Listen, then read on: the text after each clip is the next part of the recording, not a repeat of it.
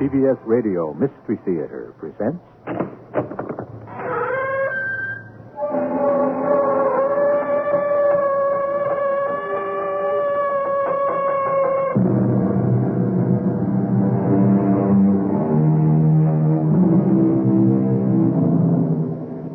Come in. Welcome. I'm E.G. Marshall. It's no secret that compulsive gamblers are every bit as sick as alcoholics or drug addicts. Gambling is a fever that consumes them as surely as whiskey or heroin. However, even the most habitual and devoted of gamblers might well hesitate when the gamble literally means his life or death. Come on, man. Choose. I'm giving you more of a chance than you gave Lucy. Now, you've got a 50-50 chance. Now, one capsule is harmless, on my word of honor. The other means death. Now, I'm giving you a choice. First chance. You might even have the pleasure of watching me die.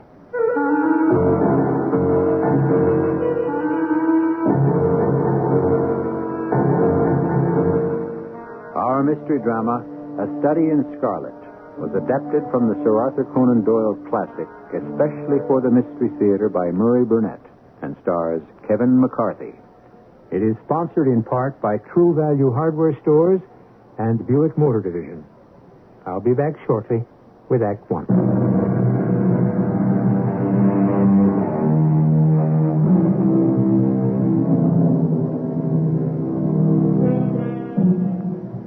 Word association games provide amusement for many people. They're even employed by psychologists to diagnose aptitudes and attitudes. For example, Scarlet O'Hara brings to mind Rhett Butler, while Romeo immediately suggests Juliet. Sherlock Holmes, Dr. Watson. It's possible that many of you wondered how Sherlock and Dr. Watson first met and decided that they would make good roommates. Well, Doctor, you've seen the flat, and I am Sherlock Holmes. I said the flat seems comfortable, and, well, as far as you, Mr. Holmes, are concerned, I imagine we'll have to let time tell us if we're going to get along with each other. Capital thinking, my dear sir. Yes. And let me tell you at once that I shall require the use of this sitting room only when I see my clients. They may come at odd hours, but you'd certainly understand that, being yourself a physician and lately come from Afghanistan. Who told you that, sir? Our mutual friend Wallaby told me you were a doctor, but I deduced that you were recently in Afghanistan. Mr. Holmes, I've no wish to be rude, and certainly not on such short acquaintance, but I cannot believe... I was told that you were a doctor, but you carry yourself with an air of a military man. Army doctor. Just come from the tropics because his face is dark, but his wrist's fair. Left arm injured because he holds it slightly stiff in an unnatural position. Where in the tropics could an English army doctor have received such a wound? Clearly, in Afghanistan. Well, it sounds simple when you explain it, but I find it rather astonishing. Elementary, my dear fellow. Elementary. As the days wore on, I found Holmes a singularly easy man to live with. Quiet in his way, with regular habits, but with no seeming system for work. Indeed, I didn't discover what work he was engaged in until one morning in March, when I rose somewhat earlier than was my custom, and at breakfast read an article with the somewhat ambitious title of The Book of Life. What utter nonsense. Never read such rubbish in my life. What is? This article evidently written by some armchair lounger who solves riddles by sitting safely in his own study. I should like to see him clapped down in a third-class railway carriage and asked to name the trades of his fellow travelers. I'd lay 1,000 to 1 against him. No, you would lose your money. As for that article, I wrote it myself.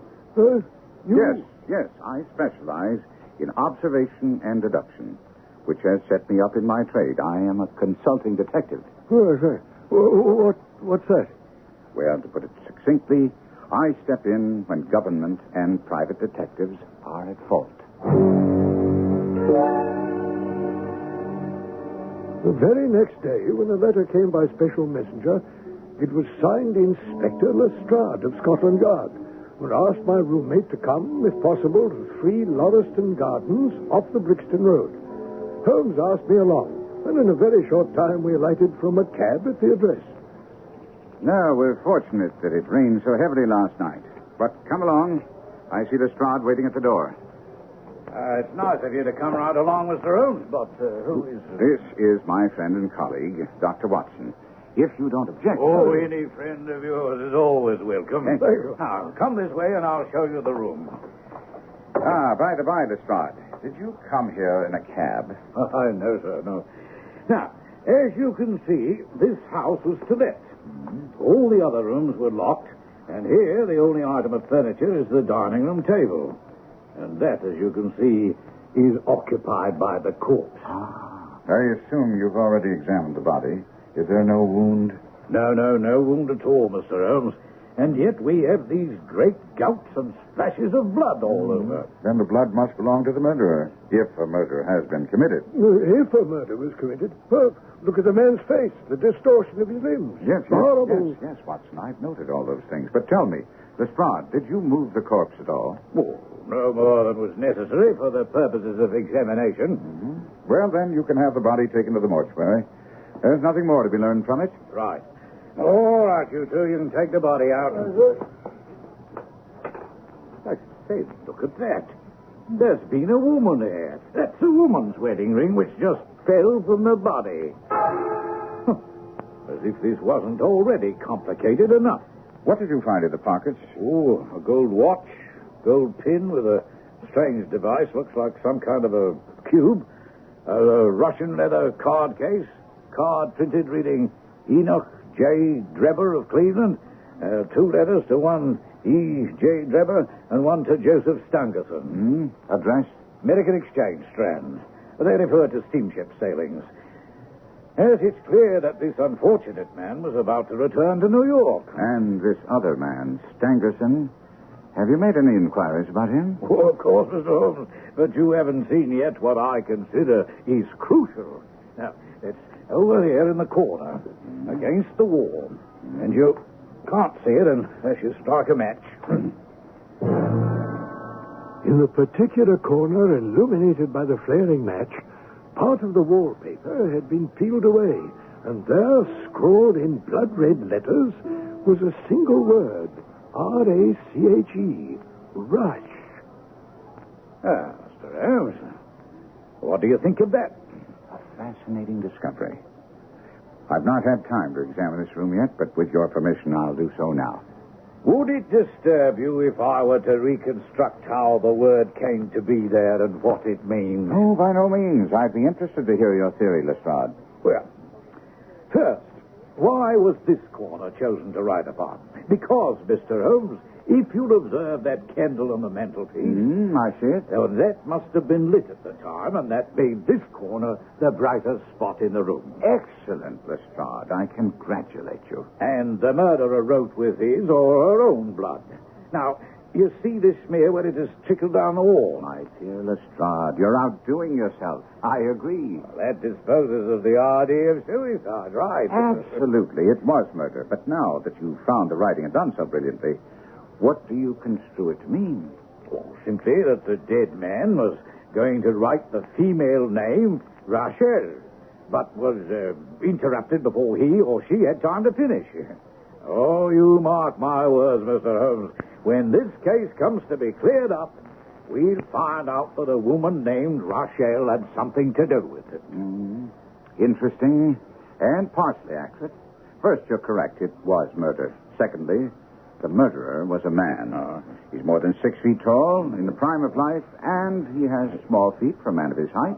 He wore coarse, square-toed boots and smoked a Trichinopoly cigar. One moment, sir. I can't get it all down. It's too fast. Oh, yes. He came here with his victim in a 4-wheeled cab, which was drawn by a horse with 3 old shoes and 1 new one on his off foreleg. In all probability, the murderer has a florid complexion, and the fingernails of his right hand were remarkably long.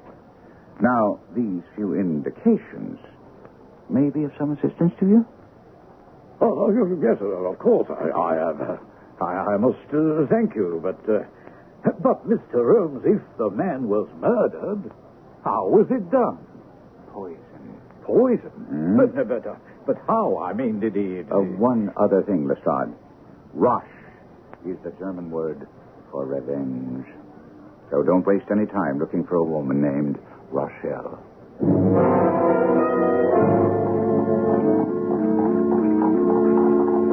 Holmes, you're not at all as sure of those particulars you gave Lestrade as you seem to be. Well, there is no room for error. If you take the trouble to observe, you'd reach the same conclusions. On arriving, I saw the cab had made 2 ruts with its wheels close to the curb. Yeah. You know about last night's rain? There were also marks of the horse's hooves. Plain for all to see. Oh, yes. Lestrade said that he had not come by cab, so it must have brought those 2 individuals to the house. Well, that seems simple enough, but the description of the man, his height... My dear doctor, when a man writes on a wall, he doesn't lean down or reach up. He writes at eye level. Oh, yes. Now that writing was over 6 feet from the ground. Child's play, doctor. I must confess you make it seem that way, but his age... Well, if a man can stride 4.5 feet without the smallest effort, he can't be approaching senility. That was the breadth of a puddle in the garden walk that Square-Toes had hopped over. Patent leather black boots had gone round. But Holmes, that would mean that these 2... Came in the same cab. Right. Were as friendly as possible until they got inside the house. Well, I still can't understand about the fingernails and the cigar. The writing on the wall was done by a man's fingernail, dipped in blood. Oh, I see. The wall plaster was slightly scratched, which wouldn't have been the case if the man's nails had been trimmed. And as for the cigar, I've made a special study of cigar ashes, written a monograph on the subject. And the ash that I picked up from the floor could only have come from a Trichinopoly cigar.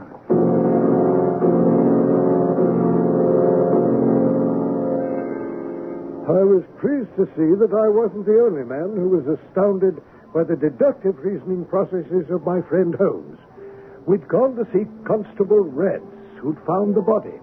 What I particularly want to know is, was the street empty when you went out to call for help? Well, it was, as far as anybody that could be of any good goes. What do you mean? I've seen many a drunk chap in my time, but never anyone so bleeding drunk as that cove. How was he dressed? Brown overcoat. Had he a whip in his hand? No. He must have left it behind. You didn't happen to see or hear a cab after that? I was tending to my business. You should rather say that you were letting the man who holds the clue to this mystery slip through your fingers. Come along, Doctor. Holmes, I'm afraid I'm as much in the dark as the constable. If this man is the second party in the mystery, why should he return so soon to the scene of the The crime? ring, Doctor. The wedding ring. Oh. If we have no other way of catching him, we can always bait our line with the ring.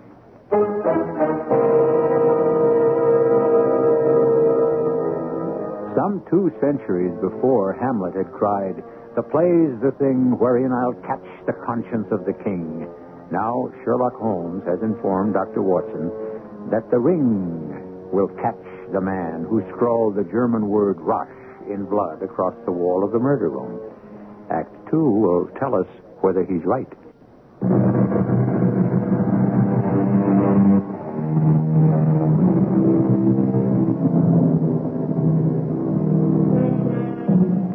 We all use our friends in one way or another. Sometimes some of us use friendship in a way that stretches the ties almost to the breaking point. But I'll venture to say that no one ever used a friend as often and as recklessly as Sherlock Holmes used Dr. Watson, and still retained his friendship and loyalty.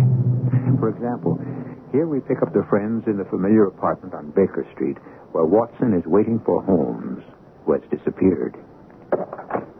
My dear doctor, I must apologize for running off, but I've had a great deal to do. I had this advertisement sent to every paper this morning. Here. Read it in the Lost and Found column. In Brixton Road this morning, a plain gold wedding ring. Apply Dr. Watson, 221B Baker Street, between 8 and 9 this evening. Excuse me, my using your name, but I fear that some of these dunderheads might recognize mine. Oh, that's quite all right. But what if someone applies? I had no ring. Oh, yes, you have. This will do very well. It's almost a facsimile. Ah. And who do you expect to answer this advertisement? I've already told you. The man in the brown coat, or he will send an accomplice. Well, I still don't understand why he wrote the word rash on the wall. Simply a blind to put the police on the wrong track. It was not written by a German because, while the A was printed somewhat after the German fashion, a real German invariably prints in Latin characters. So this was done by a clumsy imitator who overdid his part. Unless I'm very wrong, this will be our man now. Come in. Good evening, gentlemen. Good evening. Good evening, madam. Well, it's this advert has brought me. Now, as to this gold wedding ring in the Brixton Road, it belongs to my girl, Sally. Has been married only this time 12 months, to which her husband is steward aboard a Union boat. And what he'd say if he comes home and her without a ring is more than I can think. Yes. Well, is this her ring, madam? Ah, the Lord be thanked. Sally will be a glad girl this night. Ah, that's the ring. Where are you going, Holmes? I must follow her. She's obviously an accomplice. No, Watson, she'll lead me to the man I want. Well, after Holmes left, I had no other callers, and I sat puffing at my pipe while 10 and then 11 o'clock passed with no word from him. It was close upon midnight when I heard his latchkey.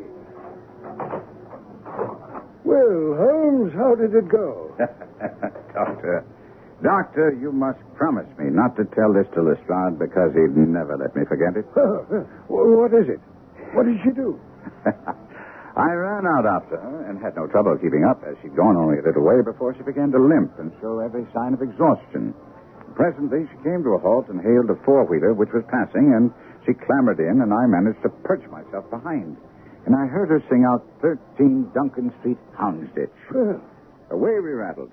And just before the driver pulled up there, I hopped off and began lounging about down the street. I say. Well, I shall never forget that cab driver's face as he opened the door and waited expectantly, waited for the passenger who never came out.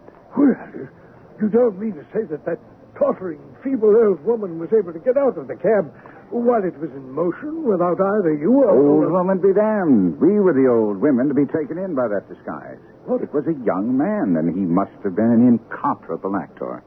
And now we must look elsewhere to find our man and our answer.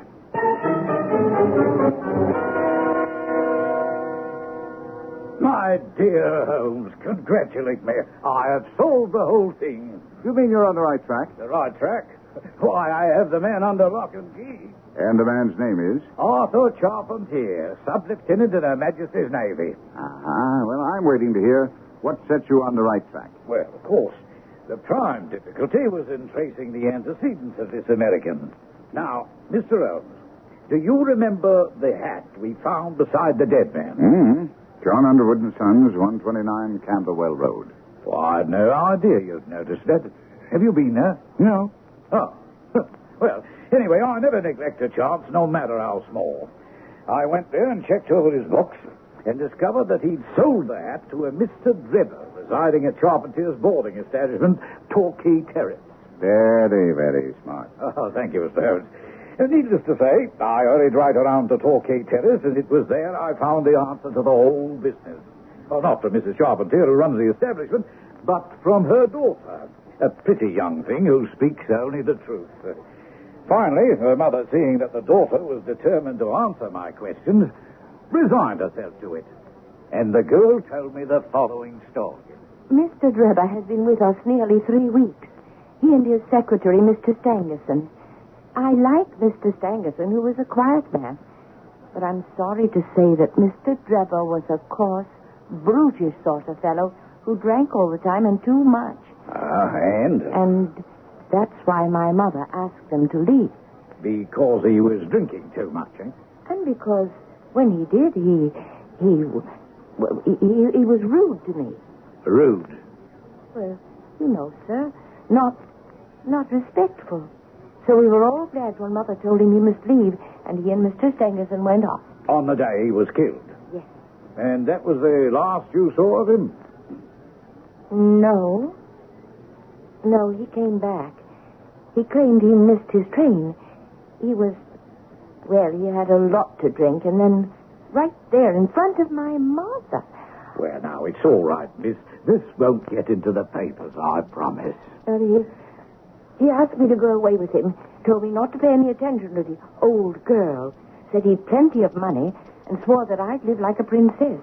Well, Mother told me to leave the room, and when I tried, he grabbed me. And that's when my brother came in. And then? There was a struggle and shouting, and Arthur's very fond of me, you see, and I hid my face in my hands. Well, the next thing I know, Arthur came back laughing with a stick in his hand. He said to me, "Don't worry about that fellow, sis. He won't trouble you anymore." And I think I'll just keep an eye on him and see what he does with himself. And when did your brother come back? I don't know. You've no idea at all? I only know that I went to bed. Arthur had a latchkey, and he must have let himself in with that. Very late. And what's your theory, Lestrade? My theory is that he followed Drebber as far as Brixton Road. Now, he still had the cudgel with him. His sister told me about that. In Brixton Road, a fresh altercation arose and Charpentier hit him and killed him. Oh, perhaps unintentionally. And then, seeing what he'd done, he dragged the body into the untenanted house. The writing, the candle, and the ring are all so many tricks to throw us off the scent. Come in. I assume that note is for you, Inspector Lestrade. Give it here, please. Good Lord. This is from Gregson. He says Stangerson's dead, been found murdered in his room at Halliday's Hotel. I cannot understand it. I certainly should have had word by now. Word about what, Holmes? Marriage, Watson, marriage. Oh. Yes, I believe that the answer to both of those murders lies back in Cleveland, Ohio. An answer which I'm impatiently awaiting. And if it's not forthcoming? Excellent question, Watson. We can spend this waiting time profitably, trying to track down our criminal. We cabbed to Soho, to a rather shabby building housing a number of theatrical agents. Watson, well, I've just seen Jack Lysander, a theatrical agent friend of mine, and I've asked him if he knew of any young actors who specialized in character parts, particularly old ladies. From the look in your eyes, I deduced that he did, eh? Capital, Watson. You'll make a detective yet. Oh. He not only knew the fellow, name of Royce Bardi, but he gave me his address, and it's just around the corner here. Hello, what's this? Lestrade here. Well, it beats me, Mr. Holmes, how you do it, but you turn up almost as quickly as we do. Well, how did you get the news? Believe me, Lestrade, I don't know what you're talking about. I've just come along with Dr. Watson to see an actor by the name of Royce Bardi. Well, that's exactly what I mean. I've just come from Mr. Bardi's flat. We were called when the landlady went in and found out he's disappeared. And she also found a word scrawled on the wall. And the word was Roche. Now, don't tell me you and her. My word of honor, Lestrade. But I do think that we ought to go into that pub over there and put our heads together over this latest development.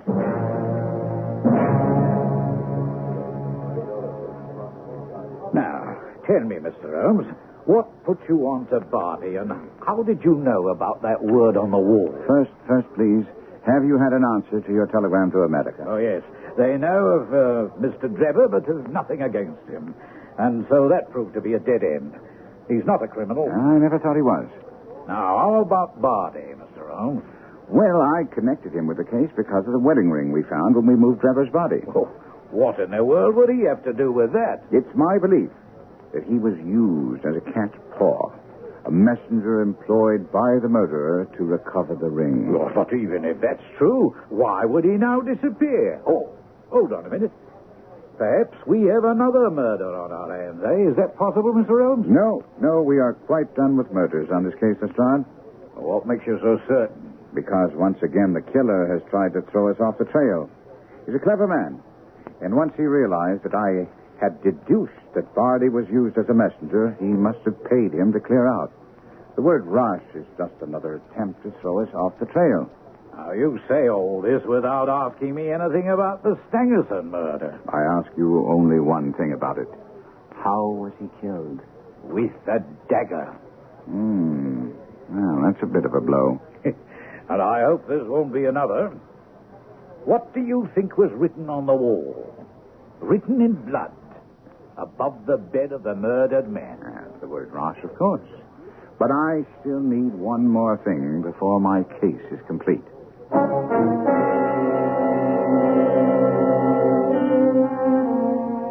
As an avid reader of detective stories, I've always felt some resentment when the detective proudly announces that his case is complete, and, of course, I haven't the slightest idea in the world what the solution is. However, I must say that of all the fictional detectives who use this device, Holmes irritates me the least. Perhaps because I know his explanation will be lucid and not make a fool of the reader. We'll be back with that solution in just a few minutes.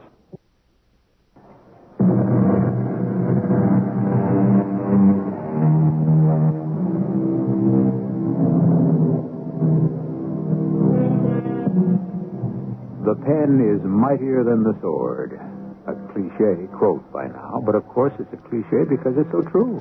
For example, Genghis Khan, Attila, Alexander, Napoleon, and Hitler all tried to conquer the world. They all failed. Whereas there's no country in our world where Sherlock Holmes and Dr. Watson are unknown. The words from the pen of Sir Arthur Conan Doyle have been translated in every language spoken today. Mr. Holmes, here I am sitting in your flat talking, when I have the strong feeling I should be out hot on the trail of this Bardi who disappeared. But if you feel Bardi's so important, Inspector, I'll answer any question you want to put to him. Well, if you don't mind, sir, I'd rather be talking to the man myself. No, I assure you, Lestrade, I'll give you almost word for word what Bardi would say if he were sitting in this chair. Well, now, I might just take you up on that.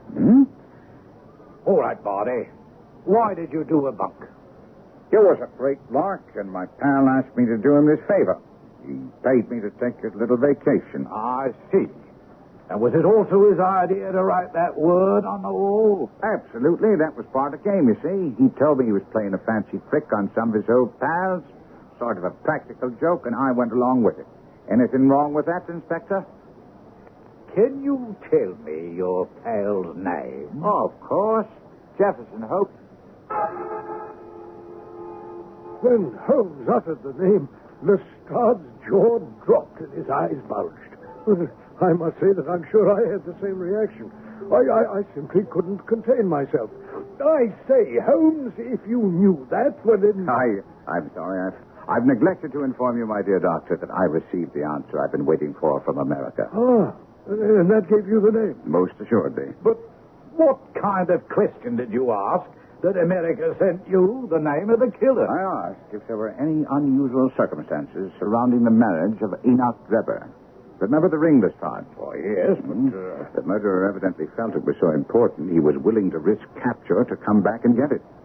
He also sent Bardi after it. Well, I see that, but I still The don't... telegram that I received from America told me that Drebber had applied for the protection of the law against an old rival in love named Jefferson Hope. And that shortly after he made the application, he, Drebber, had left for Europe, and Hope had also disappeared from Cleveland. Oh, I take my hat off to you, Mr. Holmes. But you must admit that was a very lucky hit. Well, now that I have the name of the criminal and also a description... A description? From whom? And how did you get it? Oh, well, a milkman on an early delivery was leaving bottles in the back of Faraday's hotel when he noticed that a ladder, which was usually on the ground, was raised against a second-story window which was open. He actually saw a man descend the ladder, but the man came down so openly that he just believed that he was some workman. And the description? Well, the milkman didn't take careful note, but he thought that the man was tallish, red-faced, and wore a brown overcoat. Right, Sheriff. Exactly as you said he'd look, Holmes. Of course. Tell me, Lestrade, didn't you find anything else strange in the room? Oh, nothing of any importance. A novel with which he'd read himself to sleep was lying upon the bed and his pipe on a chair beside him. There was a glass of water on the table, and on the windowsill a small box containing a couple of pills. The last link. Could you lay your hand on those pills? Well, I have them, but I must say I don't attach any great importance to them. May I have them? Thank you. Now, Doctor, are these ordinary pills? Well, certainly not. I've rarely seen anything like them. From their lightness and transparency, I should imagine they're water-soluble. Precisely so. Now, Doctor, would you mind going down and fetching that poor little devil of a terrier which has been sick so long and which the landlady asked you to put out of its pain yesterday? Well, I fetched the dog.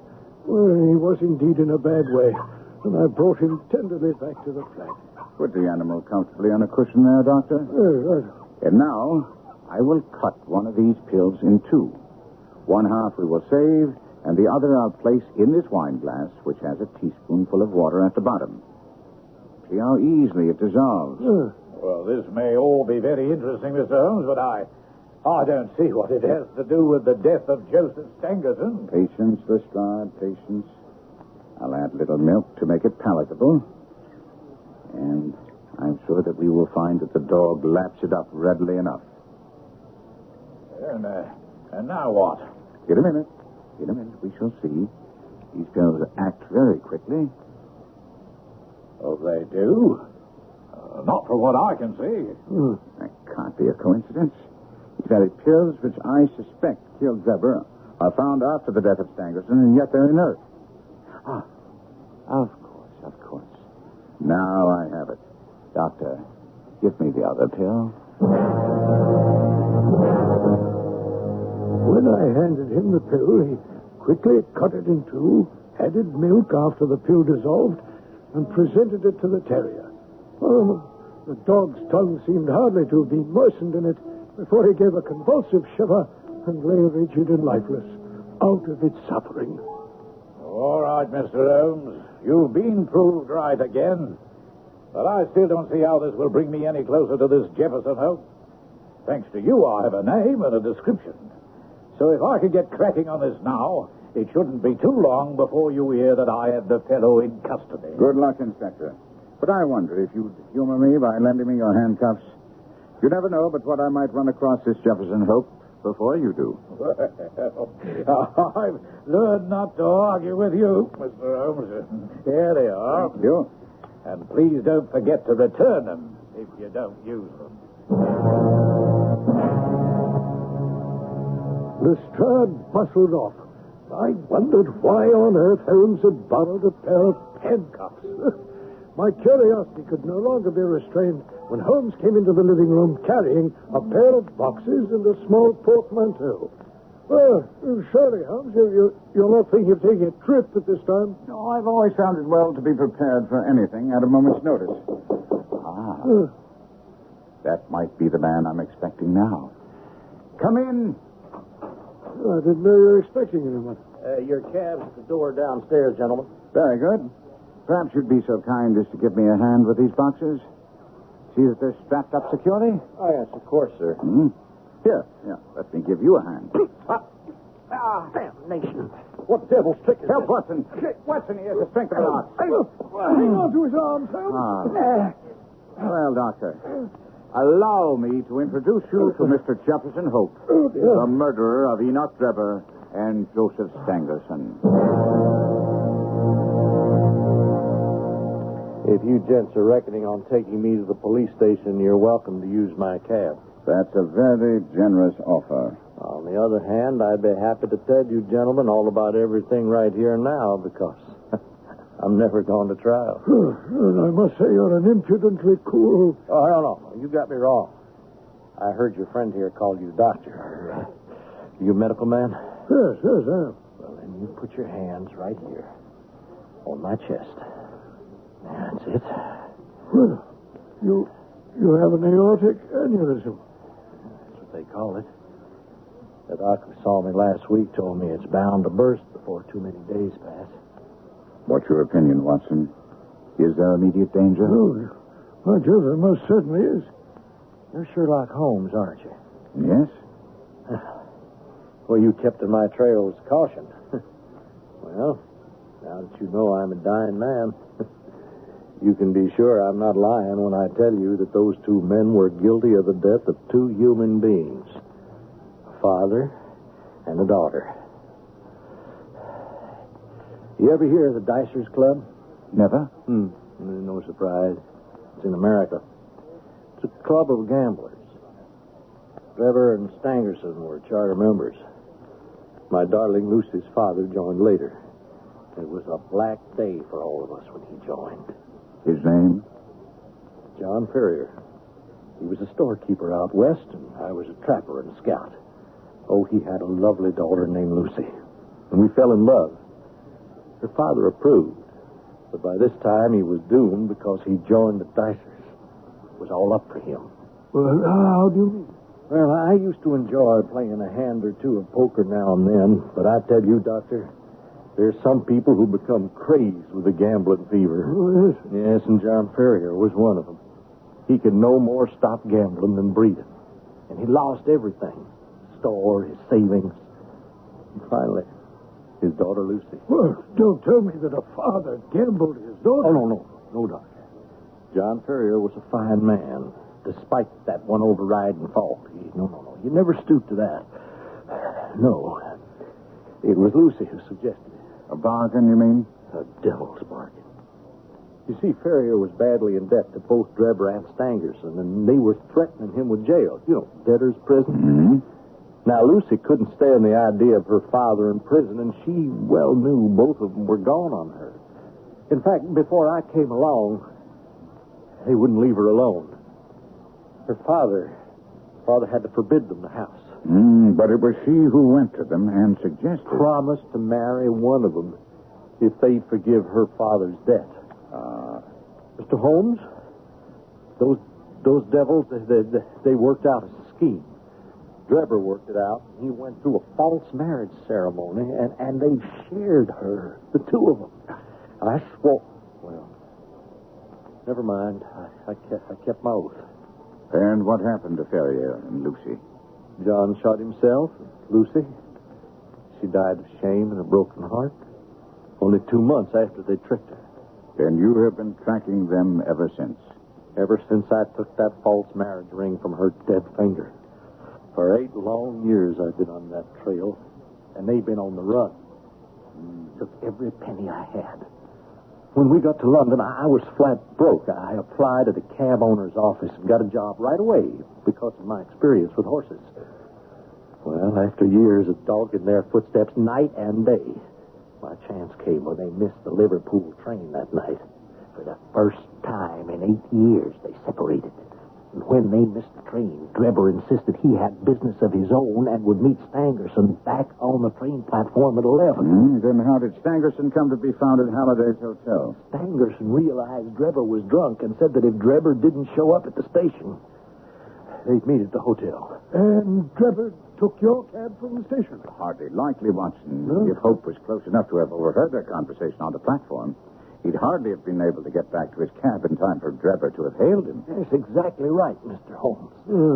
But I followed him, and darned if he didn't go right back to the boarding house he just left. He wasn't inside more than 5 minutes before he was out again. A young man had him by the neck and practically threw him down the steps and into the street. You ever come near this house again, I'll flash you. Well, Drebber picked himself up and staggered over to my cab, jumped in, and said... Halliday's hotel, driver. And I should see a pub on the way. And stop and I'll get myself a whiskey.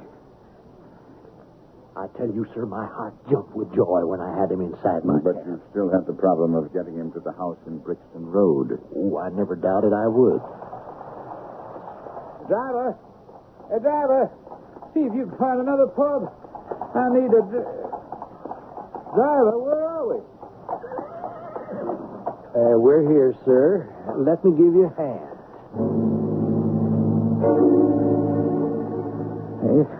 It's wet, cold, I need drink. Damn, it is dark in here. We'll soon have light. With this candle. There. Now, Enoch Grabber, where am I? Huh. Maybe this wedding ring will help you guess. Oh, you look at it, man. Give us some hope. Now, either you or I will not see tomorrow's sun. Oh, well, would you murder me then? Hold on, for you will select your punishment. Here are 2 pills. Now, I swear upon my poor dead darling Lucy that one of them is harmless. And one, deadly poison. No. Here's justice for you, Drebber. You're a dicer, huh? Go on, now you choose first. Choose. And if I won't? I'll slice you to bits until you beg for mercy. Now take one of these. Go on. Choose. No, wait. All right, I'll take this. No, this one. Swallow it, man. Swallow it. No, it's good. Yeah, that's the way it was, gentlemen. The truth. I've been so excited, I'd first noticed the blood streaming from my nose. I wrote rash on the wall, just to throw you off. And Stangerson wouldn't gamble. Was that why he was stabbed? He wouldn't submit to God's judgment. He knew he'd lose. Ow. Excuse me, gentlemen. Dear God. His aneurysm? Professor. It burst. Well, when Lestrade arrives, he'll be deprived of his trial, but not his triumph, if you will allow him to use your notes, Doctor. Well, happily, since they give you all the credit. No, I somehow don't think that that's the way it'll be reported. But that's the way both of us will gain mutual satisfaction.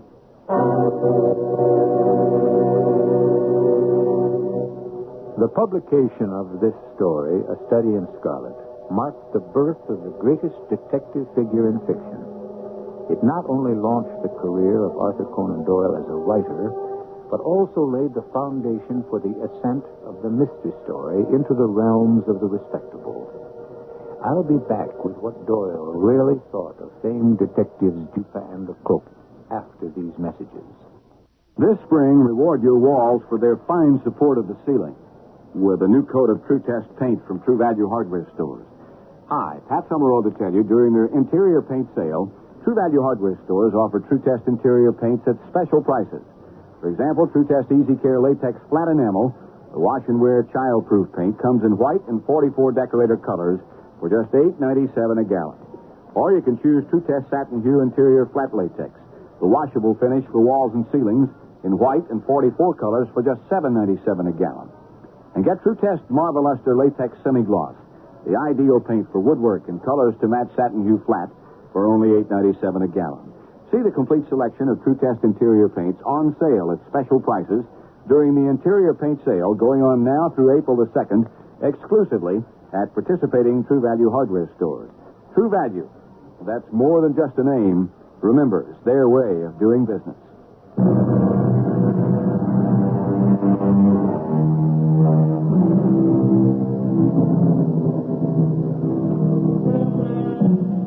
From all that has been written and said about Sir Arthur Conan Doyle, he seemed to be a likable and modest man. However, the opinions he expressed about Poe's famous detective Dupin and Gaboriau's Lecoq showed him to be not without vanity. Of Dupin, Holmes said, "Now, in my opinion, Dupin was a very inferior fellow. He had some analytical genius, no doubt, but he was by no means the phenomenon Poe appeared to imagine. He was even stronger about Lecoq, whom he termed a miserable bungler who made me positively ill. To Doyle, as to the world, there was only one Sherlock Holmes." Our cast included Kevin McCarthy, Mary Jane Higby, Court Benson, Earl Hammond, and Ian Martin. The entire production was under the direction of Hyman Brown. And now, a preview of our next tale. You have fever, Tuan. You stay quiet. Fever will burn away. I will take palm wine to men. You do not leave house, Tuan. Why should we have anything to fear from our own men? Let me point out something I have said before. I am the agent in charge here, and you are my assistant. The person in charge is McCullen. Don't try to deny it. You will not call me ridiculous in front of a servant. I won't stand for that kind of insubordination. If it happens once more... Yes, what will you do? I'll discharge you. You mean throw me out of our castle on stilts? This vermin-infested hutch of a platform? You're welcome to the whole place. I'll head downstream to the coast. Well, you may do what you please, but you won't survive a day in the jungle.